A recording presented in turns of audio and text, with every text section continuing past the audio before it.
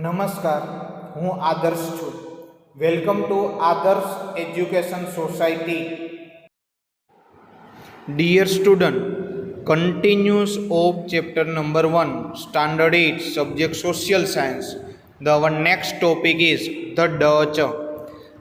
After the 100 year of the arrival of the Portuguese at the end of the 16th century, the Dutch of the Holland, now the Netherlands, came to the India. Now what they have to given that? They have to given that after the 100 year of arrival of the Portuguese. Now what happened that after the Portuguese who came to the India, the Dutch people. Which people? The Dutch people. From which nation? From Holland, and currently it is known as Netherlands, came to the India for the trading. Initially they established the fort of Pulicat and Madras, now in Chennai. They also established a trading center at Agra in the year 1663. What they have to given that? Now the Dutch people has also established their trading center, and they have to establish their fort at Pulicat and Madras, and they established their trading center in Agra, in which year? In 1663. Meanwhile the British also arrived in India. After the Dutch who came to the India, the British who came to the India. The Dutch could not withstand the competition against the British. Now what happened there? Now the Dutch people do not do the competition with British people. Now next one, the British interest in India.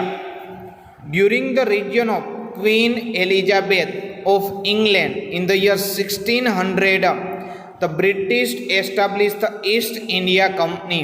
Now what they have to given that? They have to given that during the reign of Queen Elizabeth of England in 1600, the British established which company? The East India Company. Now East India Company, which year they established? 1600 CE.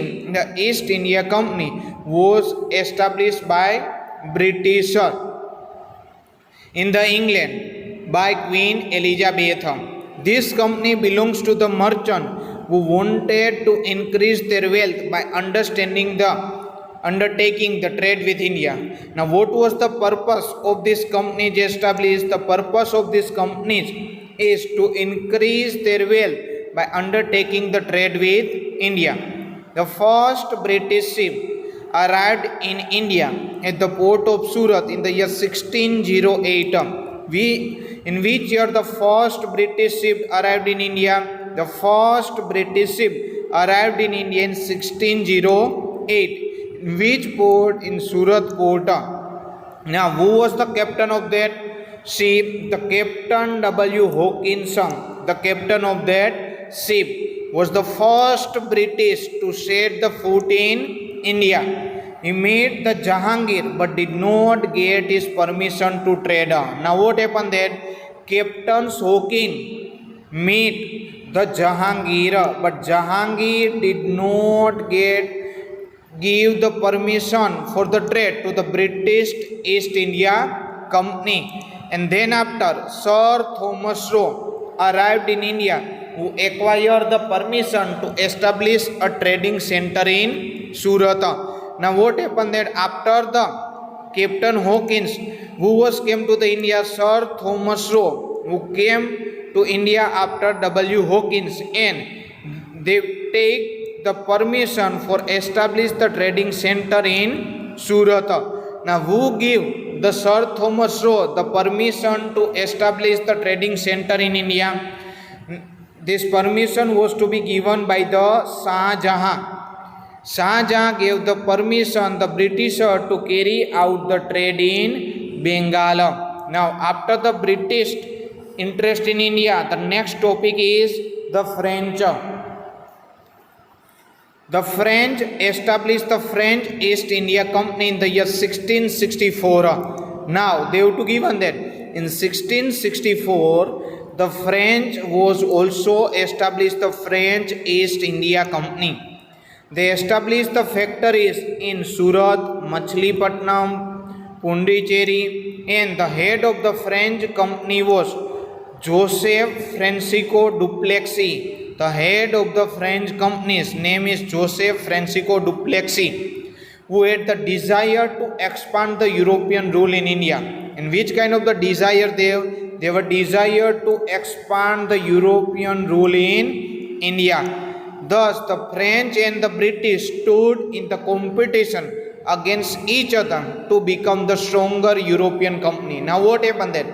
Now, the competition was started between the European nation, and with two European nation was started the competition. French versus British, both have started their competition, and both are against each other. There were innumerable dispute and battles. Now what happened that here so many innumerable it means uncountable. Here so many innumerable it means uncountable. What was the meaning of dispute? Dispute it means the controversy between the French versus Britishers, and that's why the battles, and finally the British emerged as the winners. And now what happened that French versus Britisher, they have a battles, and last the French was lost war against the Britisher, and Britisher win the war against the French, and that's why now Britisher emerge as the winner, emerge as the power. However, the French retained their control over the trading center in Pondicherry, Mahe, and Chandranagar. Now our next topic is British trade in Bengal. The British first started their trade on the bank of the river Hooghly. Now what happened there? Where the Britisher was started their trade? The Britisher was started their trade in the bank of river. Which river? Near the river Hooghly. And they established their fort in the year 1651. The fort was garrisons for their protection of the factory, and they got the permission from the Mughal Emperor Aurangzeb to trade without paying the taxation. Now what happened there? Here the Britisher, it means from the British East India Company, take the permission from the Mughal Emperor Aurangzeb to trade without paying the tax against an annual payment, and the British East India Company take the permission from the Aurangzeb to trade without paying the taxes. Here you have to given the picture of ship of the British and their forts. Now same way here just you have to see the expansion of the British rule between 1757 to 1857. Here the British rule is there. Here is local rule they have to given. After same way here just you have to see within the 100 year British rule and local rule, now you have to see the increasing. And here in this chart you have to see that now British rule is more if you compare with the local rule within the 100 year. By this time the East India Company was in the race to earn the more and more money. Now what happened there? Now East India Company was in race to earn more and more money.